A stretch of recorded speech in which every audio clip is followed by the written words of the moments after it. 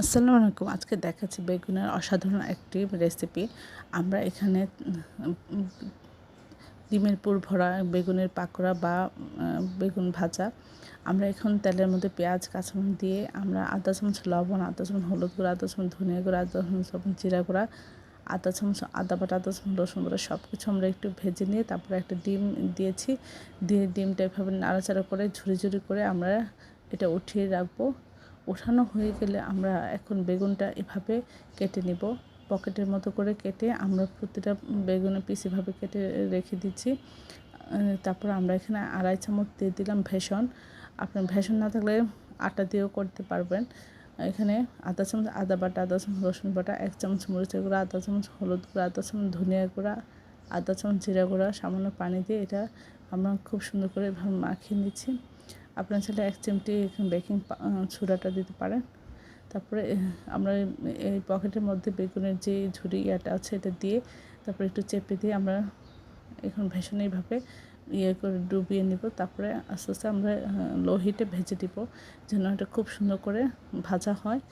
এভাবে ভেজে আমরা প্রতিটা পিস এভাবে পকেটের মধ্যে করে দিয়ে ভেজে নিব। এটা পোলাও সাথে খাওয়া যায় এবং এটা খালিও নাস্তা হিসেবে খাওয়া যায়। এই রেসিপিটা অসাধারণ লাগে। আশা করি আপনারা এই রেসিপিটা একবার হলেও ট্রাই করবেন। সবাই আমার চ্যানেলটি লাইক করবেন, শেয়ার দেবেন, সাবস্ক্রাইব করবেন, প্রিয়জনকে বেশি বেশি করে শেয়ার দেবেন আমার চ্যানেলে। আসসালামু আলাইকুম। আজকে দেখাচ্ছে বেগুনের অসাধারণ স্বাদের একটা রেসিপি। এভাবে গোল করে বেগুন কেটে নিয়ে মাঝখানে অংশটা গোল করে আমরা কেটে এটা খুলে নেব। তারপরে এটা ছুরিতে ছোটো ছোটো করে কেটে নেব। প্রতিটা সবগুলি এভাবে কেটে নিয়ে আমরা এর মধ্যে দিয়ে দিব পরিমাণ মতো পেঁয়াজ, সামান্য একটু লবণ, মরিচের গুঁড়া, হলুদ গুঁড়া সব কিছু দিয়ে রিংটা এভাবে প্রথমে মশলা দিয়ে মাখিয়ে আমরা ভাজার জন্য তেলের মধ্যে দিয়ে দিব।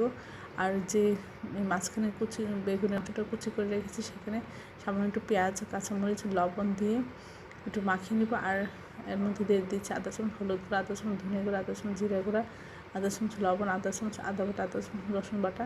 আর এর মধ্যে দিয়ে দেবো আমরা একটা ডিম আর টমেটো কুচি। সব কিছু একসাথে খুব ভালোভাবে আমরা মাখিয়ে নেব। নিয়ে তেলের মধ্যে বেগুনের রিংটা দিয়ে আমরা এর মাঝখানে খুব সুন্দর করে চেপে চেপে দিব।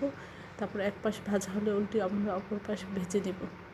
এই রেসিপিটা খেতে অসাধারণ হয়েছিল। আশা করি আপনারা একবার হলে এই রেসিপিটা ট্রাই করবেন।